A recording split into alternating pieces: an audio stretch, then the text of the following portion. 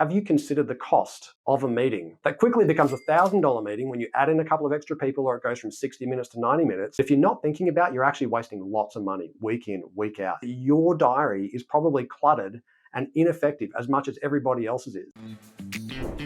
In fact, I've always had a meeting matrix as a CEO for the whole organization, and that might sound like it's way too detailed to you, but let me ask you, have you considered the cost of a meeting for an hour with 6 people in your organization that people come unprepared to, has no quality in the agenda, and no outputs that flow out to or up to the right stakeholders?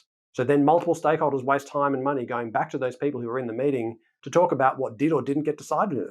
You know, if let's just say you had an average salary in your business of 100 grand, including on costs. Okay, so that's like $50 an hour per head, right? 6 people, $50 an hour, that's a $300 meeting. There's another $300 wasted in the follow-up by other stakeholders because the information flow wasn't well constructed. So now it's a $600 meeting.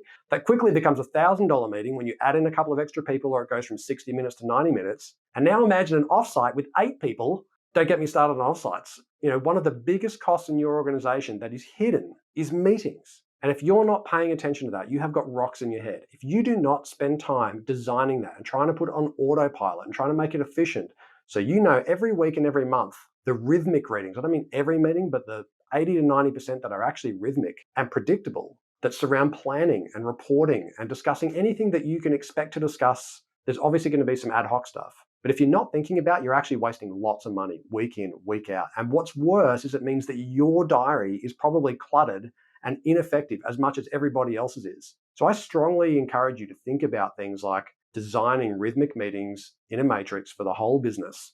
Who should be there? What inputs are required? What's the core agenda? What are the outputs, and who do those outputs flow to? Because that's what happens in a meeting. And how does that move through the organization? And when you then consider what's happening in your diary, what percentage of your month are you spending on things that CEOs should also do? In addition to just general execution and reacting, the proactive stuff, looking upwards and outwards to the next 1 to 3 years.